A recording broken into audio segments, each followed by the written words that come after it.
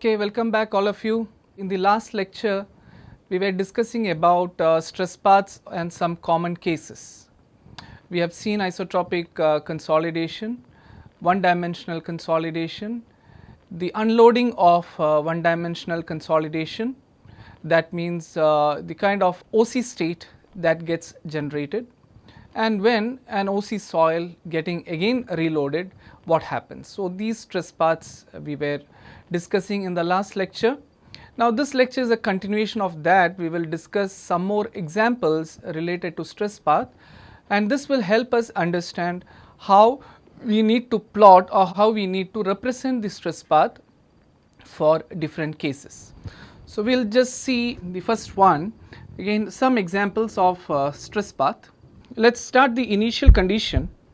It is an isotropic consolidation where sigma A is equal to sigma R, and then we will discuss some specific cases of loading or unloading. So, it can be either loading unloading or loading unloading in the radial direction. So, different stress paths. We will just consider TSS dash stress path plot. All the procedure remains same, but for convenience we are just referring to only one stress path now.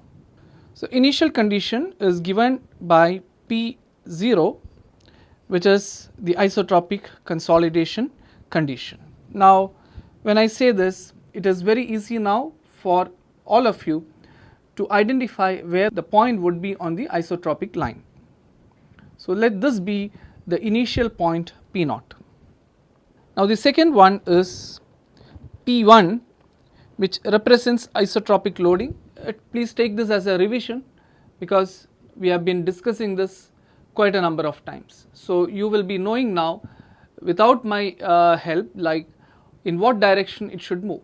It should definitely move along the isotropic line. So, P1 is fairly easy, and why it is so? Because delta T is equal to 0 and delta S dash is equal to delta sigma A dash. You will get this without any difficulty. So, P1, how will we represent P1? P1 is represented by the arrow along the isotropic line. So, you keep on increasing the isotropic stress condition, the arrow keeps on progressing.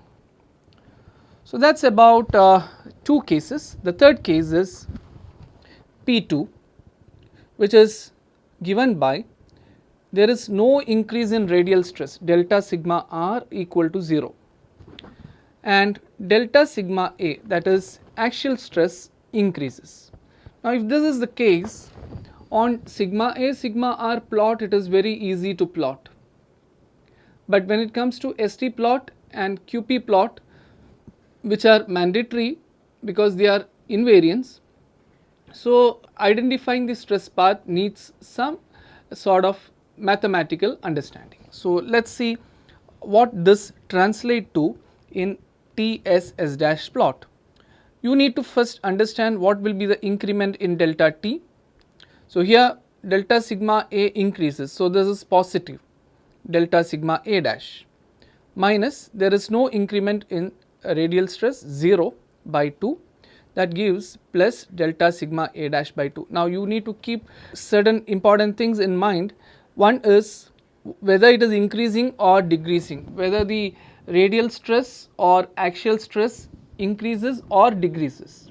Now, if it is increasing, then it is positive, and if it is decreasing, it is negative. So, that is one part. Now, whether this increase decrease or the relative increase decrease of both axial and radial, what it will result in terms of T and S, whether T will be positive, S will be positive, whether there can be possibility of both being positive and negative, all these aspects need to be taken into account while understanding the stress path. So, prima facie it looks a bit simple, but there are several small nitty-gritties that can hinder your understanding about stress path. So, we need to be careful about these small aspects as well. So, here delta T is known. Now, what is the next task? Delta S dash. Same thing, you get delta sigma A dash by 2. So, delta t by delta s dash is equal to 1. So, we know that it should be with a slope of 1, that means at a 45 degree. So, how do we plot P2? So, P2 will be at an inclination of 45 degrees from the initial point.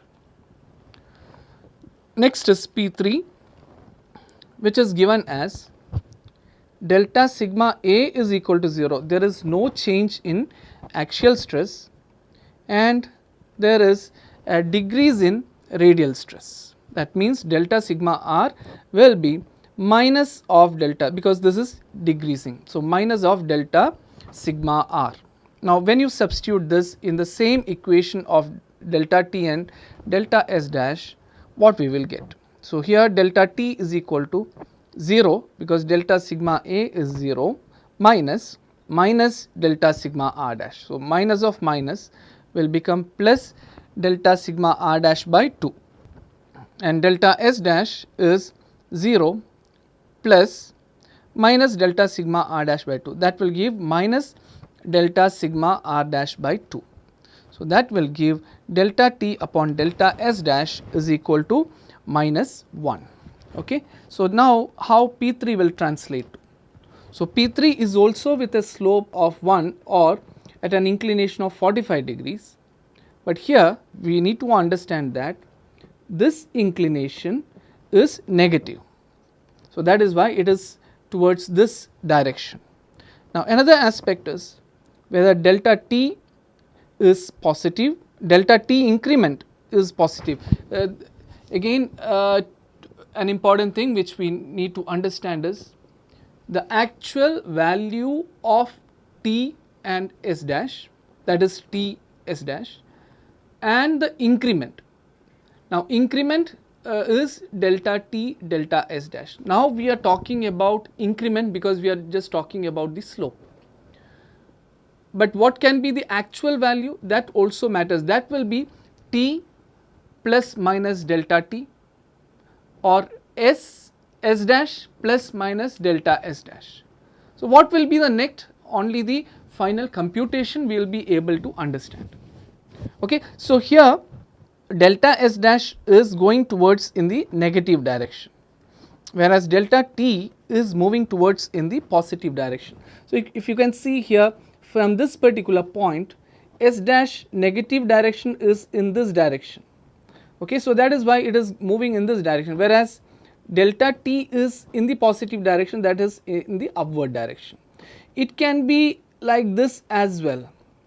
Okay. From P naught it can come down, but then accordingly then delta s dash will be positive, delta t will be negative. So, all these aspects we need to keep in mind. What is the direction of increment or decrement, whether it is increment or decrement in the respective stress parameter. Now, increment decrement in delta sigma a, how it translates to the stress parameters like t and s dash. So, both aspects we need to see. So, here it is clear, it is minus 1. So, slope has to be negative, that we know, but in what direction, where it can in this, whether it is downwards or upwards. So, that will information we will get from here. So, here delta s dash is towards negative s direction and delta t is towards positive t direction. So, in the next example it is P4, where delta sigma r is equal to minus of delta sigma a. So, here again substituting this, delta t is equal to delta sigma a dash minus of minus delta sigma a dash, because delta sigma r the condition is given by 2. So, that will be 2 delta sigma a dash upon 2, that is delta sigma a dash. So, what will be delta s dash? Delta s dash is delta sigma a dash plus minus of delta sigma a dash by 2, that is equal to 0. So, delta t upon delta s dash is equal to infinity, because there is no change in delta sigma a dash. So, how this will move?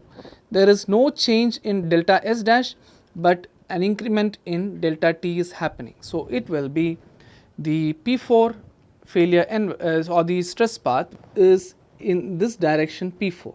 So, P4 means it is vertically moving upwards. This means that there is no change in delta S, but only change in delta t. So, that is what is meant by delta t by delta S dash, that is infinity, that is keep on increasing. But this increase, please remember, all these increases are restricted by the failure line on compression and extension part. Okay, that also we need to keep in mind. Those failure part we will come a bit later. Now, the next one is P5, where we have delta sigma r is increasing, that is plus delta sigma r, and delta sigma a decreases, that is minus delta sigma a. Now, how this will translate to delta t? Delta t is minus delta sigma a dash minus plus delta sigma r dash by 2, that is minus delta sigma a dash minus delta sigma r dash by 2. So, now this is always going to be negative, this we know. So, delta t is negative. Delta S dash is minus delta sigma a dash plus delta sigma r dash by 2, that is minus delta sigma a dash plus delta sigma r dash by 2. This can be positive or negative depending upon the relative magnitudes of sigma a dash and sigma r dash. So, accordingly this can be positive or negative. Now, this is always negative, this can be positive or negative. So, delta t by delta S dash, the expression is known, and how this is going to affect our stress path. So, P5, how do we plot? One important aspect is delta t is always in the negative direction. So, from this particular point, t negative is in this direction. So, that is moving towards this, the arrow is moving towards this. Why?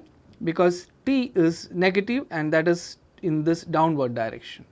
Whereas, in this particular case, delta S dash is considered to be positive. So, this has to move towards the positive S direction. So, that is how it is written. Now, what will be the actual inclination of P5? That will depend upon what is the type of magnitude of these stresses. So, that will determine in what variation, what is the actual magnitude of the increment, that will determine the slope. So, the next one is P6, where delta sigma r is equal to half of delta sigma a. Now, this is another aspect, this is another way in which the stress increments are changing. So, that we will have this 0.5 delta sigma a. So, delta t is equal to delta sigma a dash and delta sigma r dash is half of it minus 0.5 delta sigma a dash by 2. So, that will give delta sigma a dash by 4. Okay. The next is delta sigma S dash is equal to delta sigma a dash plus 0.5 delta sigma a dash by 2, that will give 3 by 4 of delta sigma a dash. This will give delta t by delta S dash is equal to 1 by 3 or it gives an inclination of 18.4 degree. See that both are positive. So, accordingly P6 can be plotted, both are in the positive direction, that is upwards and towards this.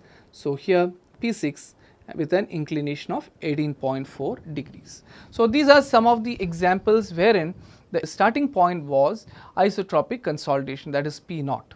Now, let us see a few more cases wherein the starting point is not isotropic consolidation. So, here we have anisotropic consolidation where sigma a not equal to sigma r. Again loading, unloading. The same T S S dash plot is considered. So, the first initial condition is P naught, which is given by sigma a not equal to sigma r, and for our convenience let us say that sigma a is greater than sigma r, a typical triaxial compression case. If that is the case, then the point will be in the upper half where P naught is the starting point. So, this P naught. Now, why it remains in the upper half? Again, this will become even more clearer when we discuss the next slide on K value, how it is changing. So, here let us say that this is at this particular point P naught. Now, P1 is delta sigma a decreases, that is minus delta sigma a, and delta sigma r is equal to 0. So, how this will look like? So, delta t is equal to, substitute here, minus delta sigma a dash minus 0 upon 2, that is minus delta sigma a dash by 2. Delta s dash is equal to minus delta sigma a dash plus 0 by 2, that is minus delta sigma a dash by 2, and the slope is delta t by delta s dash is equal to 1. So, how P1 will look like? Now, please note here, delta t by delta s dash is plus 1 and it is positive. So, our general tendency is to draw it in the upward direction. For example, I may draw like this because it is a positive slope. Okay. So, here we also need to see it is negative, delta t is pulling it down because it is negative delta sigma a dash by 2. Delta s dash, that is also in the negative direction. So, that qualifies this P1 stress path. So, T is also coming down, S is also moving in the negative direction. Okay. So, you need to keep in mind both this variation and the final slope as well. The next stress path is delta sigma A increases, that is positive delta sigma A, and delta sigma R decreases minus delta sigma R. So, if you substitute this delta sigma A dash minus of minus, so this will be delta sigma A dash plus delta sigma R dash, we know that this is going to be positive always, and delta S dash is delta sigma A dash plus minus, that is delta sigma A dash minus delta sigma R dash by 2. Now, depending upon the relative magnitude of these two, it can be positive or negative. So, we have delta t by delta S dash is delta sigma A dash plus delta sigma R dash upon this delta sigma A dash minus delta sigma R dash. So, how P2 will look like in the stress path plot? So, here we are considering P2, that is T, it is in the upward direction because it is always positive, and here delta S dash is considered negative. So, that is why it is going towards the negative direction. So, both ways it is possible. It is possible in the positive direction as well, it is possible in the negative direction as well, and what will be the actual slope of P2, that will depend upon the relative magnitude. Next is P3, where delta sigma A decreases and delta sigma R increases, this is minus, this is plus. So, that will give minus delta sigma A dash minus delta sigma R dash. So, it is always going to be negative. Delta S dash is equal to minus delta sigma A dash plus delta sigma R dash, this can be positive or negative, and the slope expression is also available. So, how P3 will look like? So, P3 will look like it moves in the downward direction because T tends to negative value.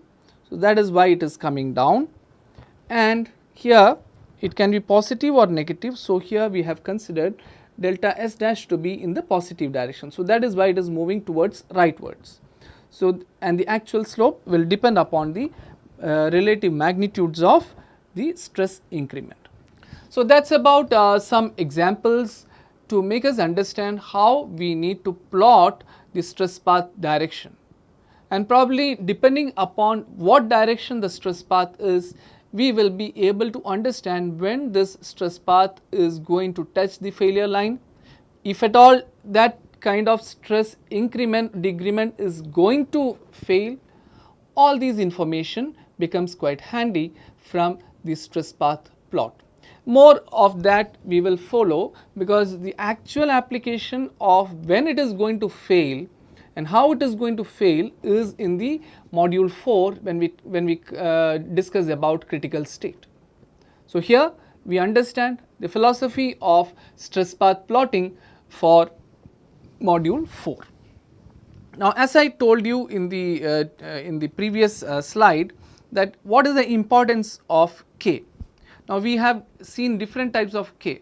The K for isotropic is 1, then we have seen K for normally consolidated condition, K for failure condition.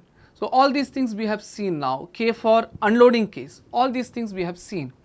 Now, what is the actual importance of K? So, delta T by delta S dash, again I am referring to this, we can do this with any other stress parameter plots. So, this is K equal to 1, which is isotropic line. Now, for K which is less than 1, what is K? K is sigma r dash upon sigma a dash. So, K less than 1 means sigma a dash is greater than sigma r dash. So, K greater than 1, that is a case of maybe triaxial compression where sigma a dash is greater than sigma r dash, it comes in this particular plot. So, this is K equal to 1, all conditions where K is less than 1, that means sigma a dash greater than sigma r dash will come in this particular domain. So, it is in the compression domain. So, that is K less than 1, and please remember this is initial condition mostly, because where it falls in the anisotropic consolidation, we are referring to that. Now, for K greater than 1, that means sigma a dash is less than sigma r dash, we obviously know it has to be less in the bottom domain. So, this is K greater than 1. Okay. Now, if we know any point on the K line, let us say we know any point on the K line, it is possible to determine sigma a dash and sigma r dash graphically. Why? Because each of these points in TSS dash plot is maximum shear stress point. I hope you remember that. So, let us say that we know the point P. We want to determine what is the sigma a dash and sigma r dash corresponding to this particular point. Now, for us in the triaxial sample, sigma a dash and sigma r dash corresponds to major and minor principal stress condition. So, here if I draw a horizontal line like this and then draw two lines which is at 45 degrees or maybe 45 degrees with this particular line, either way here, and at the meeting point, considering these two meeting point, if we draw a circle, then these points will represent sigma a dash and sigma r dash. So, that is how we determine. So, if you know a point, you can easily draw a circle there, both ends will give you sigma 1 dash, sigma 3 dash, which is nothing but our axial and radial stress condition in a triaxial sample. Now, there is a specific case of stress path for sedimentation. We have seen this, we have already discussed this in our previous lecture. I am just trying to map that understanding with the actual condition that can happen in the field. Soils are deposited in low-lying areas, lake or sea. That is how the evolution of soil takes place. The river carries it, deposits at some particular place, then this deposition keeps on going. Now, this is a virgin deposition, and hence any sort of consolidation we know that is going to be normally consolidated sample. So, there is a gradual build-up of overburden as the deposition keeps on going, and because of which the overburden pressure increases as the deposition increases. Sediments consolidate and decrease in volume, because as the deposition goes on, the overburden keeps on increasing. So, self-weight consolidation happens, densification happens, the volume decreases. So, this process keeps on going, and that is how the sedimentary soils are produced. If the area of deposition is large, it satisfies the one dimensional criteria. This also we have seen, as the area is large, then the one dimensional consolidation condition is satisfied. It also is a normal consolidation. Why? Because these are freshly laid deposits of soil, and hence the consolidation will adhere to the normally consolidation. So, this stress path would be essentially OA. So, now we know that this is normal consolidation. So, we have to have a normally consolidation line. So, this is KNC line, which we have already discussed in the previous lecture. So, how will be OA? So, OA will be, it is starting from some point and then it is increasing, and this follows a normally consolidation line. As the sedimentation keeps on increasing, overburden keeps on increasing, the sedimentation keeps on happening. So, that will reach to OA. Now, during sampling or removal, now we have reached the point A. Now, what we do, if there is any subsurface investigation, we need to sample it. So, during sampling, what we are doing essentially, we are removing the overburden. Now, this removal of already deposited sample can also be due to anthropogenic reasons, because of clearing of that particular area for construction, or it can be natural reasons because of again erosion happening. So, any of these factors can ease out the deposit. So, during sampling or removal of overburden because of anthropogenic activities erosion, the overburden pressure is removed. Okay, so, what will happen? This results in a stress path which follows AB. So, from A there is a release which is happening, because of which there is a downward trend. So, AB represents the removal of the overburden. So, on further removal of overburden, soil would further become OC. So, now the moment it is unloaded, this portion represents over consolidation. Now, if further removal happens, then it may further go down and soil would become OC, and the stress path moves even below the isotropic line. So, which I am not showing, we have just stopped here up to isotropic line. Now, we will see something what is known as elastic stress path, essentially which conforms to the elastic behavior. Okay. So, here again the plot is same TSS dash. When a soil is sheared, effective stress path ESP may be predicted assuming elastic behavior until the yield point is reached. This is possible, very much possible. So, we tend to have the elastic behavior up to the yield point, and this aspect we will be again discussing in the next module. We know that what are the elastic strains, where epsilon 1 dash is equal to delta sigma 1 dash by E dash minus mu dash by E dash delta sigma 2 dash plus delta sigma 3 dash. Similarly, we have epsilon 2 dash and epsilon 3 dash.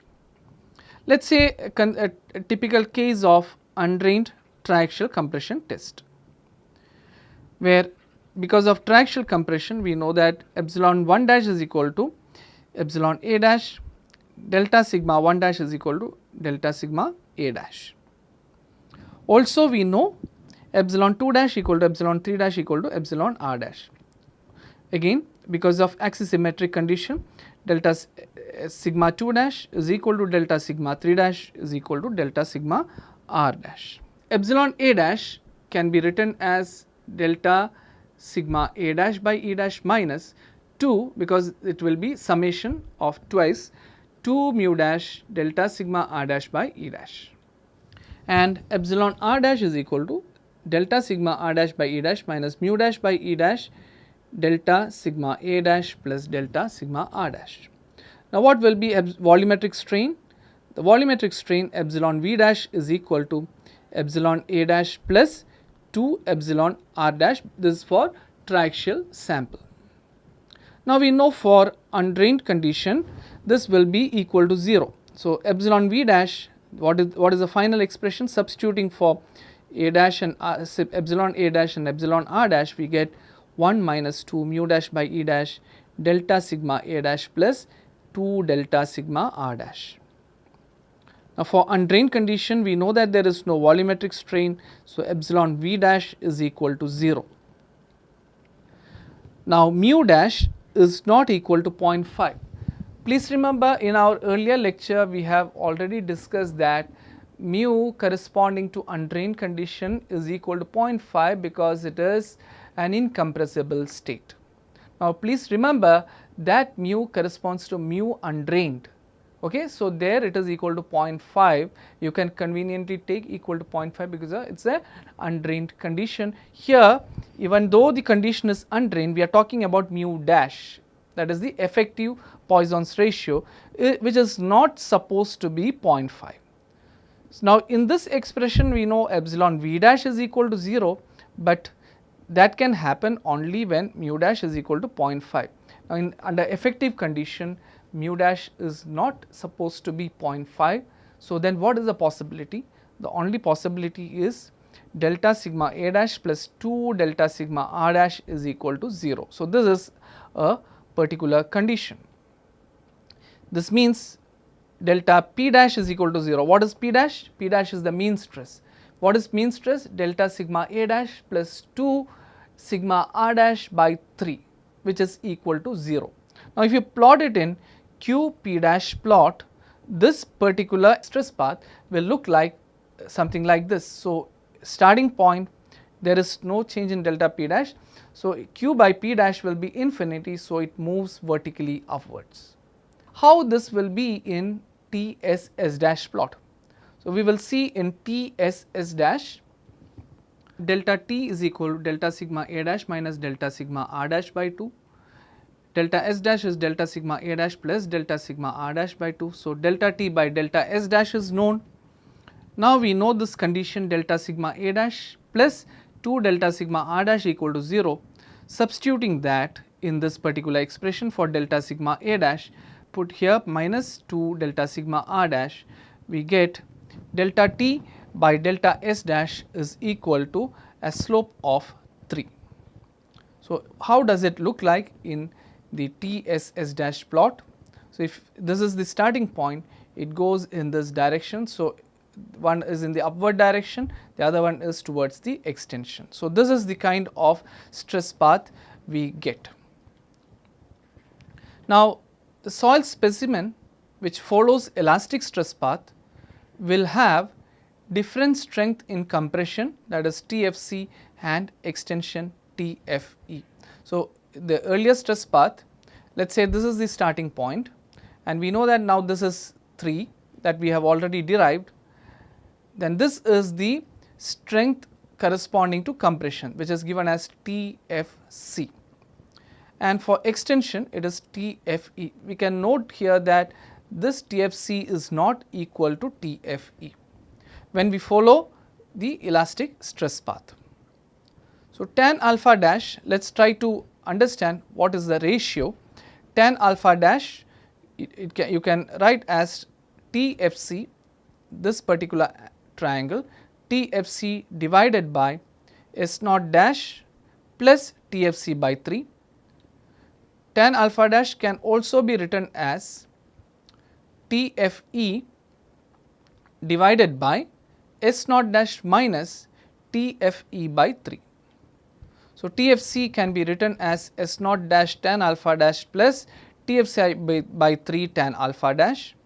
TFE can be written in this manner. Substituting for S naught dash tan alpha dash, we will get TFC minus TFC by 3 tan alpha dash, if you take it this side, which is equal to TFE plus TFE by 3 tan alpha dash. So, rearranging, we can get TFC by TFE is equal to 3 plus tan alpha dash divided by 3 minus tan alpha dash, which is not equal to 1. So, when we follow an undrained triaxial compression following the elastic stress path, the strength in compression and the strength in extension follows this particular ratio. Okay, so, we have discussed quite a number of cases related to stress path. We will quickly see an example from what we have already learned. So, the given example is the saturated clay sample is consolidated in triaxial cell by maintaining 0 lateral strain. So, it is as good as simulating a one dimensional compression. The axial stress increment is by 80 kilopascal up to a maximum of 480 kilopascal. So, maximum stress is 480 kilopascal with an increment of 80. Soil is then allowed to swell under 0 radial strain, again maintaining one dimensional consolidation with a final decrement to 40 kilopascal. So, the starting from 40 to 80 it comes, then further on it is an increment of 80. Now, once after reaching 480, it is unloaded in steps till it reaches the final value of 40 kilopascal. So, that is what it means, to a final decrement to 40 kilopascal. Phi dash is equal to 24 degrees, angle of internal friction of the sample is given. assume m equal to 0.41. Where is this m coming from? This is for determining the coefficient of lateral earth pressure at rest corresponding to OC state. For KOC, that is why it is written m equal to 0.41 for KOC. The Poisson's ratio, effective Poisson's ratio is given as 0.25. Now, we need to determine the following. What is that? What is the final OCR? Plot the stress path for the given condition on TSS dash plot. If the soil is reconsolidated under increasing axial stress, I mean to say after reaching 480, you are allowing it to unload. It reaches up to 40 kilopascal axial stress.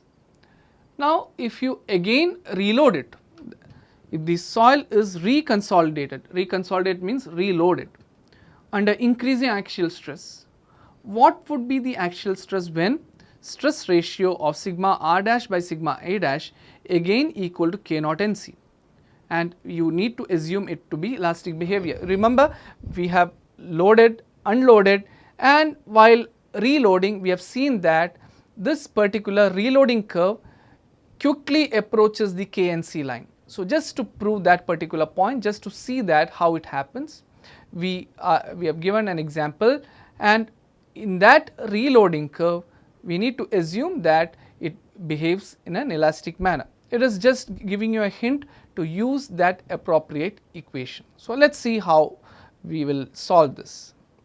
So, the normal consolidated loading is given, sigma a dash is increased, and we are adjusting the sigma r dash such that it maintains a normally consolidated condition. No lateral strain is permitted. This is a one dimensional consolidation case. Now, you can see that the starting is not at 80. Why? Because the final decrement we have to reach to 40. So, from 40 to 80, further it is an increment of 80 up to 480. So, we are again seeing that in TSS dash plot. Now, we know that K naught NC is equal to 1 minus sin phi dash. Phi dash is given 24 degrees. Substituting it, we will get K naught NC is equal to 0.6. Now, all this increment corresponds to K naught NC line, and hence sigma r dash. What will be sigma r dash? Because we do not know the value of T and S dash. So, that is possible only when we have sigma a dash and sigma r dash. So, sigma r dash is K naught NC of sigma a dash, because that is the coefficient of lateral earth pressure at rest condition. So, knowing this, K naught NC is known, sigma a dash is known. So, here it is not there because that is not where the loading starts, it starts from 80.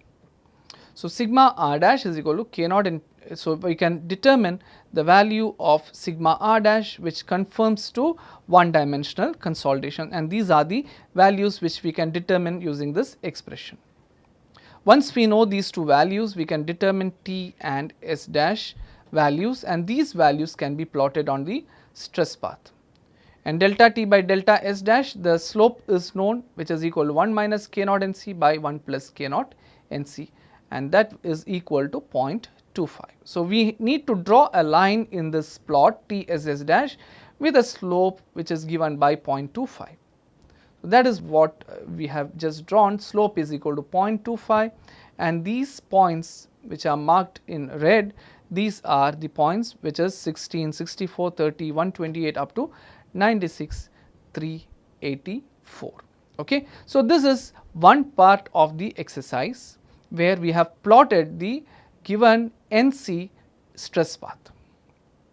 Now, what is the next condition? Now, the next condition is after reaching 480 sigma a dash, now this is released one by one, and it will follow an OC state. So, there will be unloading which is happening. Now, how to determine that? So, this is the initial condition what we have already determined, and with this we have plotted. Now, unloading and OC state. Now, K naught OC is equal to K naught NC OCR raised to m. Now, this m is given 0.41, K naught NC is known. So, knowing OCR, we can determine K naught OC. Now OCR, how to determine OCR? Here we know that the maximum pressure the soil is subjected to is 480. So 480 can be considered as the pre-consolidation pressure. Okay. So here 480 is yield stress or pre-consolidation stress. Now we know how to determine OCR, the pre-consolidation pressure divided by the pressure it is subjected to. Now if during unloading, next is 400. Okay. So 480 up by 480, that is on the normally consolidated line. Now when it is unloaded to 400, it is 480 divided by 400 is the OCR, that is 1.2. Similarly 320 by 480, that is 1.5, and the last value is 480 divided by 40, which is 12. So one of the question is, what is the maximum OCR? So the final OCR is equal to 12. So this point of 40 corresponds to OCR of 12. Now once OCR is known, we can substitute here and get the values of K naught OC, and that keeps changing depending upon the level of OCR. Now the same thing can be written in terms of elastic conditions as well, but here we are using K naught OC, and here K naught OC is equal to substituting each of the OCR values in this equation, we will get 0.6, 0.65. Now it is from down upwards, okay, because it is unloading. 0.6, 0.6571 up to 1.66 is the K naught OC. Now once K naught OC is obtained, we can determine what is sigma R dash, because sigma A dash is known, this is sigma A dash, hence we can determine what is sigma R dash, which is 6600 up to, so it is from 288 upwards up to 66. Now once sigma A dash, sigma R dash is known, we can find out what is T and S dash. So the final value is from 96,384 to minus 1353. So how does it look like? Plot the stress path, it's keep on changing, you can see this because K naught OC keeps on changing. So this will give up to the last point is minus 1353. Okay. So this is the unloading path. Now we have one more aspect to be considered, which is the reloading, and at what stress condition of T and S dash it will reach the normally consolidated line. So that is what we need to find out next. So reconsolidated under increasing axial stress, and we need to assume elastic behavior. So if that is the case, then this equation is already available to us, delta sigma R dash upon delta sigma A dash equal to mu dash upon 1 minus mu dash is given, that is equal to 0.33. Now this is the slope with which it is go back to the K naught NC line. So from here reloading means it goes at some inclination and meets the K naught NC line, that is what it happens. Now the slope is known 0.33. Now we need to find out at what stress condition it joins back the K naught NC line. So given condition is delta sigma R dash plus delta sigma R dash by delta sigma A dash plus delta sigma A dash. Now from here, if delta sigma R dash and delta sigma A dash is given, it should reach the K naught NC line. So that is what it means. So this condition is already given. At what stress increment now, when you reload it, what stress increment of delta sigma A dash, which is a function, which is again determine delta sigma R dash, under what increment this particular point will reach the K naught NC line. So that is why it is equated to K naught NC, and its value is known, which is 0.6. Now sigma R dash, the final point, sigma R dash is 66. So that is where we are here. So 66 plus 0.33 of delta sigma A dash, because that is determined by this particular slope. So from here to here it goes by this particular slope of 0.33. So delta sigma R dash is equal to 0.33 of delta sigma A dash. So this is substituted here, divided by 40, because sigma A dash corresponding to this particular point is 40, you can see in the previous slide. 40 plus delta sigma A dash, which is equal to 0.6. Now, solving this, we will get delta sigma A dash is equal to 156, and hence sigma A dash plus delta sigma A dash, this one is equal to 40 plus 156, which is equal to 196 kilopascal. So, this particular stress which is there on this particular point is known. Similarly, you can find out sigma R dash plus delta sigma R dash, which comes from here, which is equal to 117 kilopascal. So, knowing this stress and this stress, we can determine T and S dash. So, T will be 40 kilopascal, S dash is equal to 157 kilopascal. So, this is the point where the reloading line or the stress path is going to meet. So, that is given by this particular point. So, this particular blue cross, it represents T equal to 40 kilopascal and S dash is equal to 157 kilopascal. So, the reloading happens to this particular point. So, this is a clear demonstration of the loading, KNC loading, unloading OC, and again reloading, which we have discussed in the previous lecture. So, this is all about some examples. Let us summarize the last two lectures, whatever we have learned till now. The stress path SP for isotropic and one dimensional consolidation has been discussed. Stress path for one dimensional consolidation, we have seen that it is governed by coefficient of lateral earth pressure at rest K naught corresponding to NC, which is K naught NC. Stress path for unloading is governed by K naught corresponding to OC, that is K naught OC. Stress path for unloading and reloading also conforms to elastic behavior mu dash upon 1 minus mu dash. So, therefore, this particular expression is also valid for unloading, reloading OC. So, you can always approximate by unloading, reloading to be of the same path, that is also possible. If it is not, then the unloading will conform to K naught OC and again reloading will conform to mu dash upon 1 minus mu dash, as the example we have seen. Reloading the heavily over consolidated soil, the ESP approaches KNC line quickly by following elastic behavior. We have seen this already and we have also demonstrated this in the last example. Different examples of SP variations for isotropic and anisotropic initial consolidation has been discussed. Stress path for gradual build up of overburden pressure due to sedimentation and its removal has been presented. And finally, the elastic stress path for undrained triaxial compression is presented. Now, these are some of the cases which will help us to draw the stress path better. Now, in the next lecture, we will see specifically stress path for triaxial testing in the lab.